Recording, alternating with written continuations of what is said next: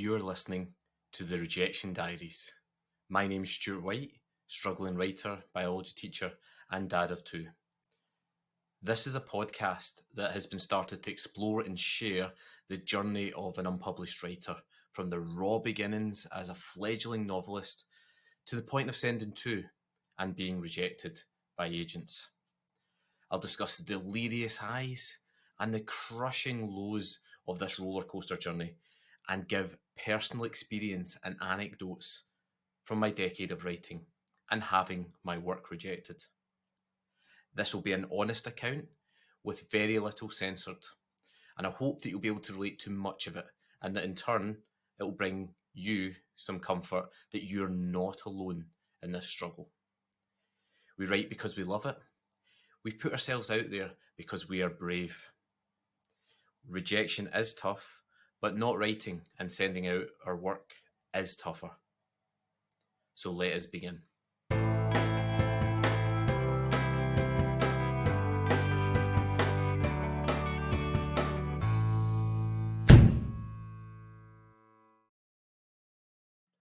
Welcome to the Rejection Diaries, episode 2. My name is Stuart White. In this episode, we're going to be focusing on sending your work out, putting yourself out there as a writer, making yourself exceptionally vulnerable and preparing yourself to potentially receive some rejection or bad news. We're going to be looking at what it means to call yourself a writer, to own that title. We're going to be looking at whether we can keep going during those tougher times and keep sending our work out to those publications, to those agents, to those competitions, even when things aren't going so well for us. And we're going to be looking at the ways in which we can try to overcome those doubts and how we can prepare ourselves better to deal with the rejection when it comes in, but then to quickly get back on the horse and send our work back out there. So first of all, we're going to discuss a little bit about ownership of being a writer. Before we can decide that we are going to send our work out to agents, to competitions, to magazines and publications and other opportunities that there are out there, we need to take ownership of the fact that we are writers. Our work is worthy. It is something that we have produced over a long period of time, which to us is the best that we're capable of. And when you get to that stage and you've worked so hard, you've built upon your craft knowledge and you've edited and rewritten and had feedback from peers, and we'll talk a little bit about that stage in a bit.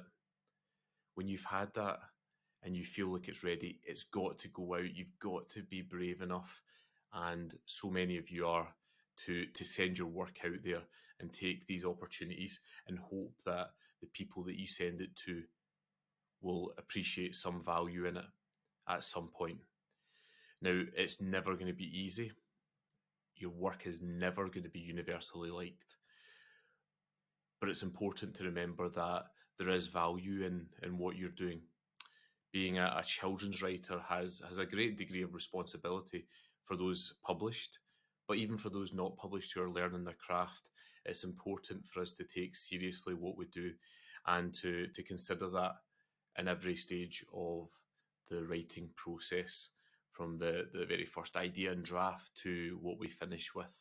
And because we're writing for children, it's important that we take every single element of that as seriously and with as much solemnity as possible, while at the same time enjoying the process and writing fun, fantastical stuff, because that is the great thing about writing as a craft, is that it should be enjoyable.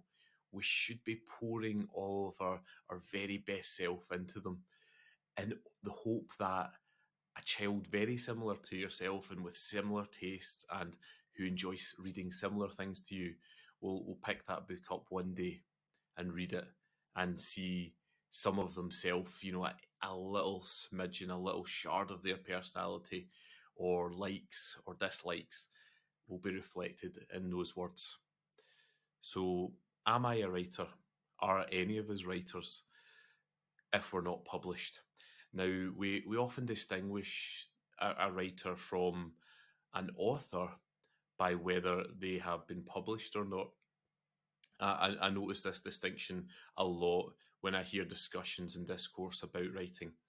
And those who have books that have been published seem to sort of merit this different status of author. And I think in some ways that's warranted. But it sometimes has the effect for those who are not published and who maybe haven't signed with agents and who haven't taken that next step. It makes them feel like, can I call myself a writer yet? Can I own that title? And I guess one thing that is important is obviously that is down to the individual. If you're looking for verification from some sort of external source, then you might never receive that.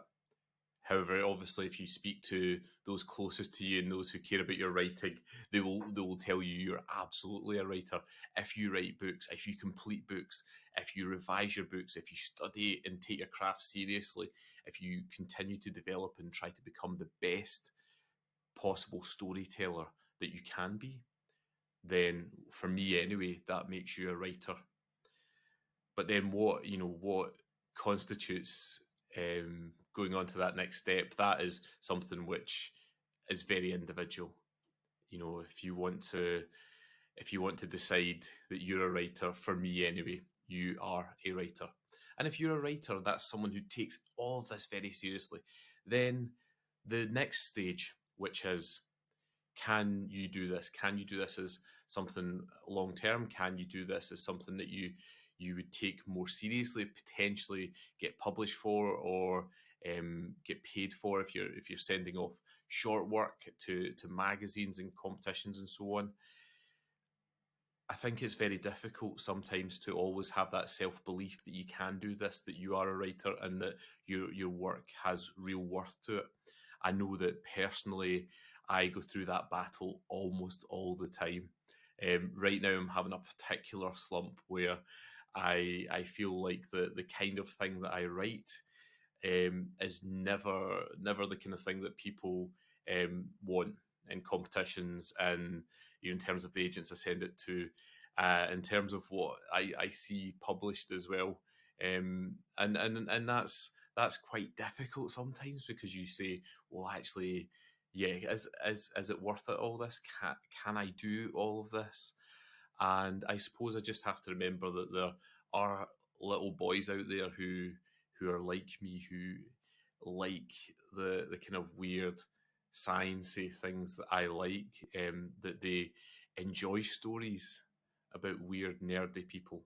And I hope that one day I'll find that readership, that someone will take a chance on my weird stories and will send them out there, and we'll see if there are lots of other weird kids like me who will read those.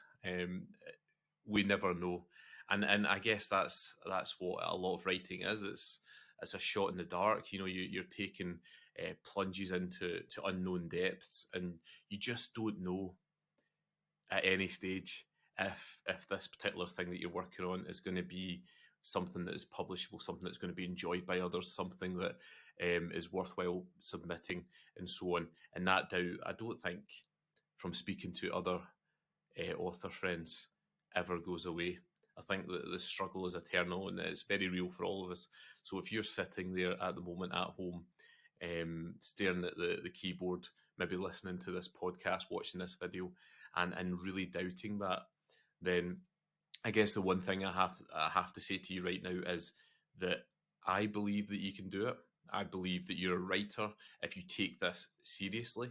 If you think that there is nothing else you could possibly be doing in 5 or 10 years from now, apart from writing stories for children, then you are a writer and you can do this.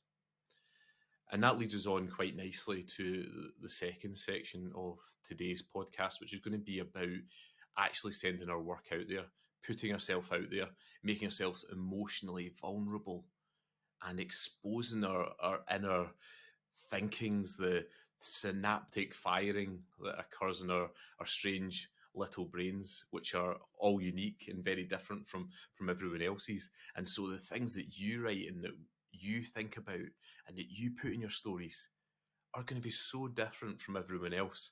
And sometimes that comes with a barrier to sending our stuff out, because we just think, is anyone going to get this? Is anyone going to like this? Is anyone going to want to take this on? And it's a very understandable and very common feeling. So it's one that if you're feeling that right now, know that you're not alone.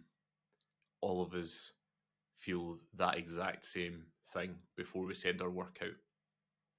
So as we prepare to send our work out, what are some of the things that go through our mind? What are some of the things we can do to help us sort of mentally prepare? More recently, and I guess if I hark back to some of the stuff I sent out, in my earlier days, I guess it's that hierarchy of knowledge and skill within a particular area and art, and that is when you're very early on in your learning, your confidence is very high. You don't know an awful lot. You don't know how bad your work is, or how good your work is, I guess, in some cases. And so you send it out quite confidently, blindly, thinking, oh, this could be it, blah blah blah. And sometimes it works. Some people are lucky. The first thing they send out gets a lot of success. They have that natural storytelling talent. They go on to become successful, and good for them. And I genuinely mean that. I have a few friends who are like that. They're just brilliant natural storytellers. Everything they write is engaging. You want to read more of it. However, for people like myself, and probably for many of you out there, that comes to me a little bit less naturally.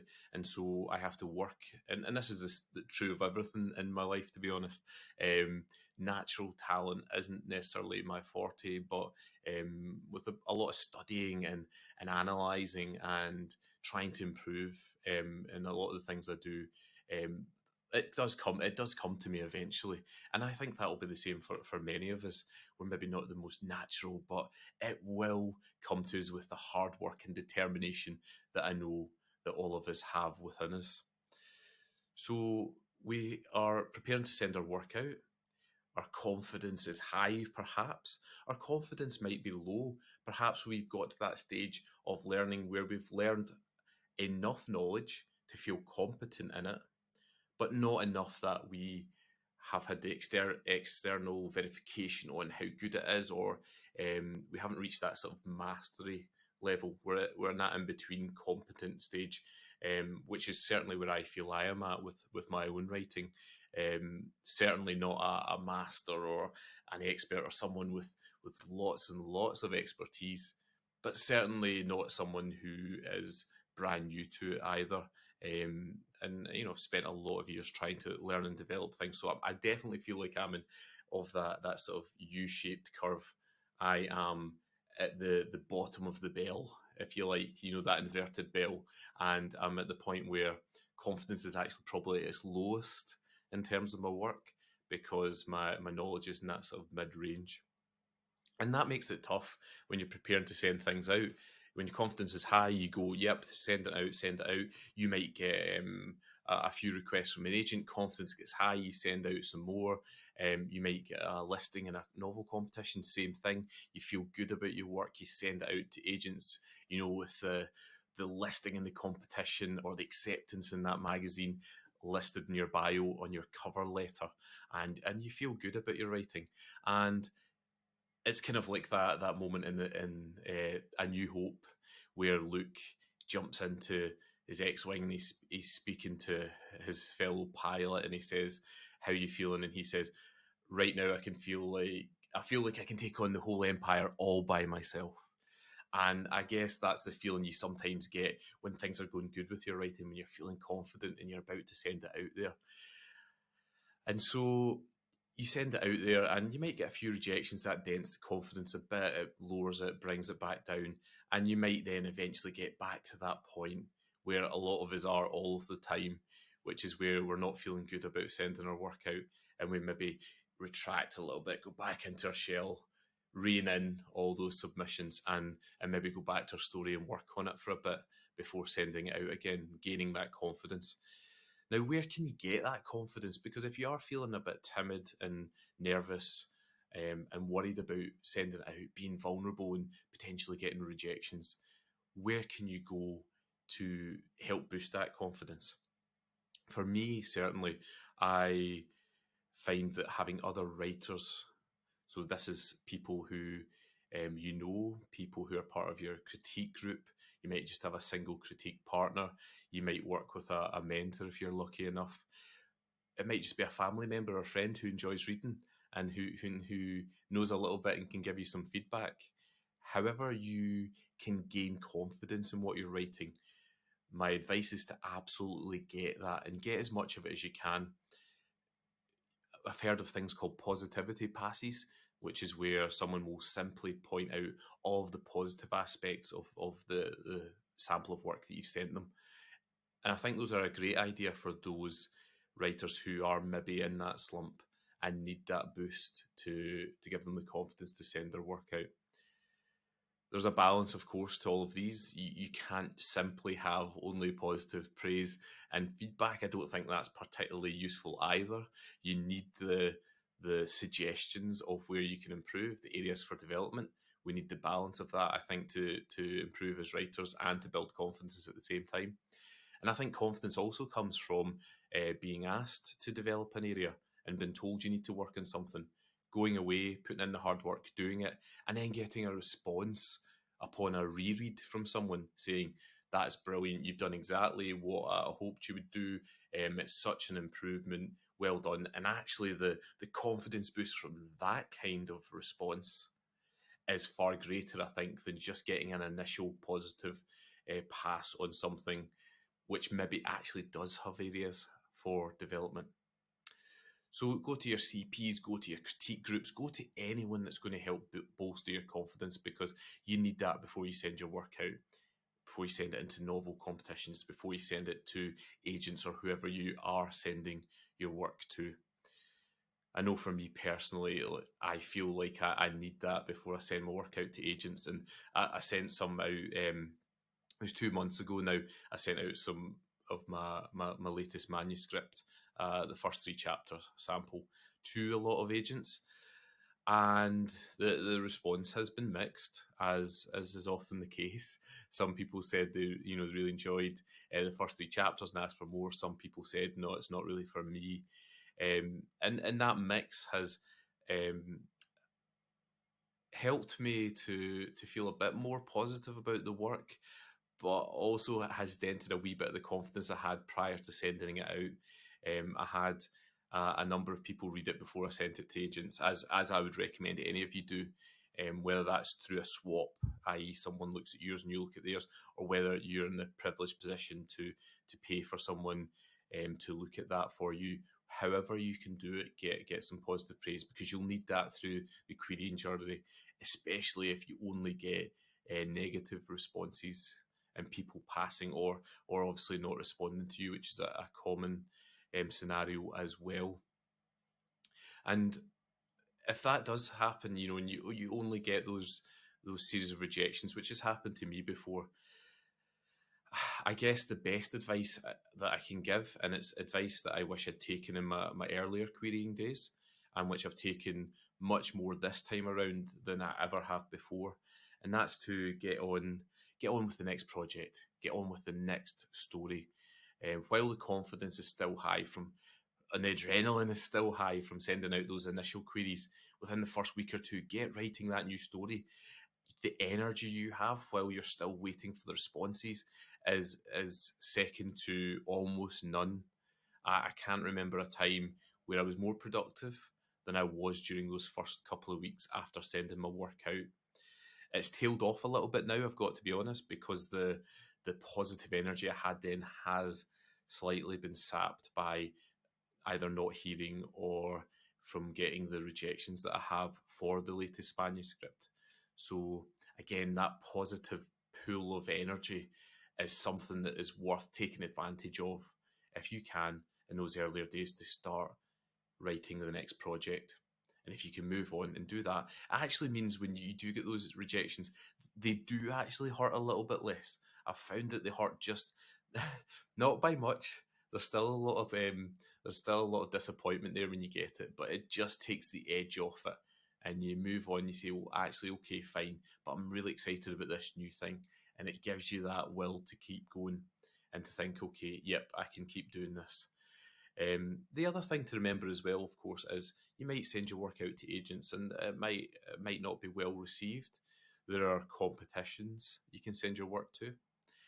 I know that the people who have done well in some of our own Right Mentor competitions have perhaps not done so well in the first round sending out to agents, but then the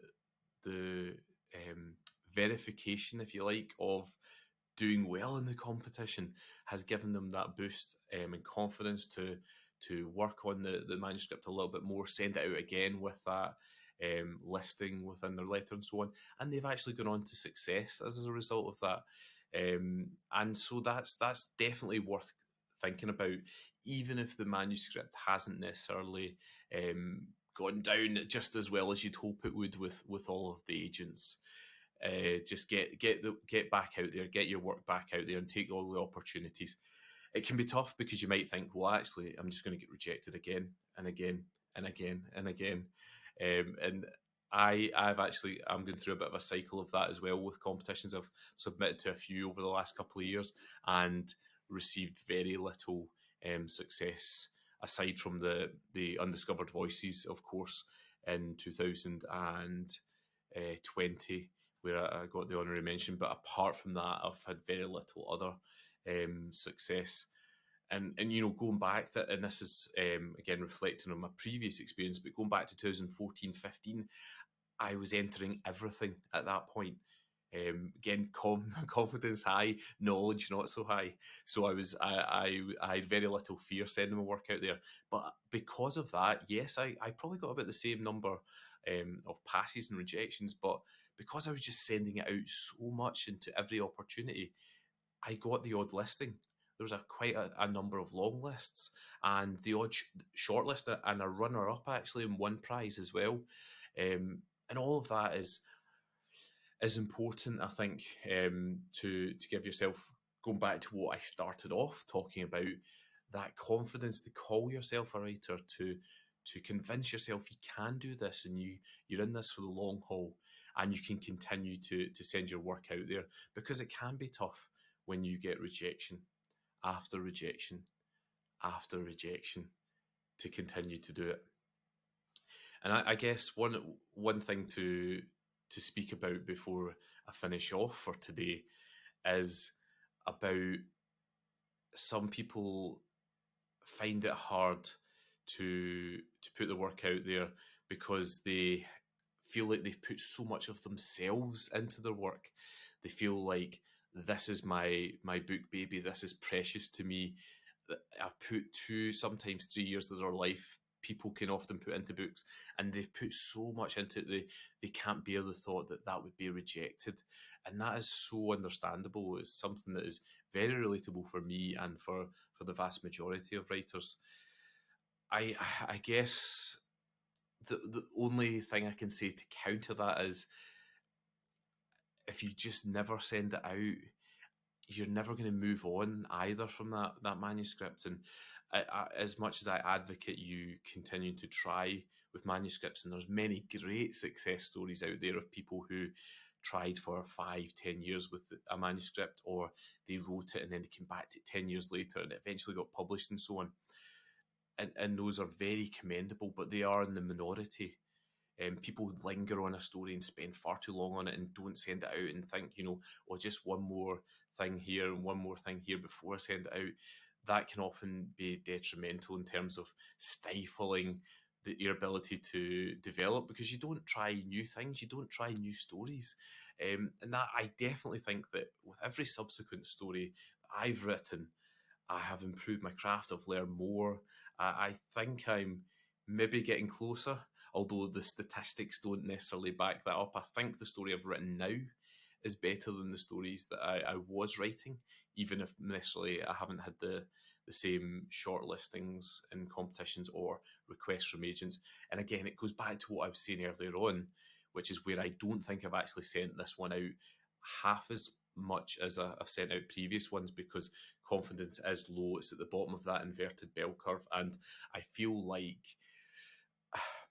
at times, and I need to give myself a good shake and convince myself and give myself some positive self-talk to convince myself otherwise. But I do feel at times at the moment that my work isn't worthy, and that it's not worth my while sending it out. And I guess it's a case of do as I say, not as I do. When I tell you that your work is valuable, you're valuable, you can do this, and you should be sending your work out there. Thanks so much for listening again to another episode of the Rejection Diaries. That's the end of episode 2. I'm Stuart White, and I remind you that while writing can be lonely, it doesn't need to be. And hopefully, listening to podcasts like this and watching videos like this and listening to and connecting with other people within the writing community, you find that you are less lonely and you can relate to and find people who are similar minded to you and can help you through this difficult up and down journey full at times of rejection. Thanks, and may the force be with all of you for now and forever.